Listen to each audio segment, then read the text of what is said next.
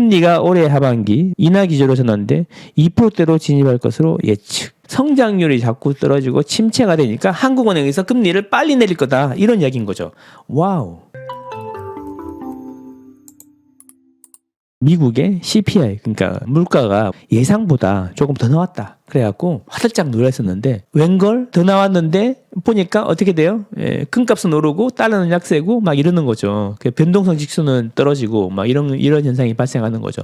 시장은 오히려 예상보다 더 나왔다는데 더 이제 시장은 더 환호를 하고 있는 거예요.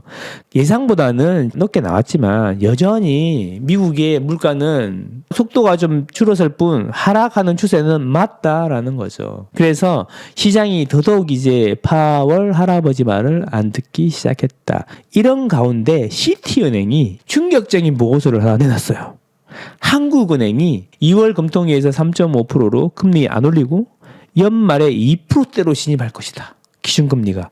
이런 보고서를 내놨는데 시티은행도 그렇고 노무라도 그렇고 비슷한 거를 내놓고 있다. 그래서 이걸 한번 봐야 된다. 올 하반기에 75bp 내려서 연말 2.75 예상한다. 내년 1분기에는 2% 예상한다. 와우, 이자가 훅 줄어들겠네. 시장 안정화 조치 유지 전망한다. 성장률은 1.3에서 1.6으로 하향했다. 성장률이 자꾸 떨어지고 침체가 되니까 한국은행에서 금리를 빨리 내릴 거다. 이런 이야기인 거죠. 와우. 자, 시티은행은 한국은행이 2월 금통위에서 기준금리를 동결할 것으로 전망. 금리가 올해 하반기 인하 기조로 전환돼 2%대로 진입할 것으로 예측. 와, 금리 좀 많이 떨어지겠는데요. 그렇네요. 이제 그래서 10년물 국고채 금리도 많이 떨어지더라고요. 예.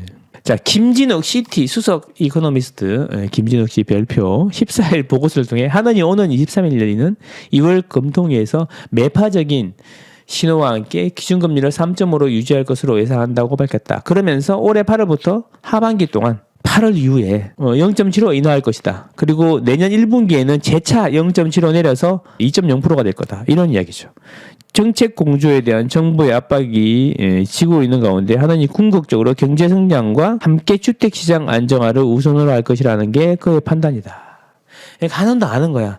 경제도 침체되고 집값도 너무 급락하니까 이렇게 금리를 높게 유지하는 것은 무리가 있다라고 생각한다는 거죠. 예, 그래서 시티은행에서는 내릴 것이다. 그래서 추경호 부총리는 23일 언론 인터뷰에서 가파르게 금리가 오르다 보니 서민 일반 경기에 굉장히 큰 타격을 줄 수 있다. 라는 목소리가 커지고 있다.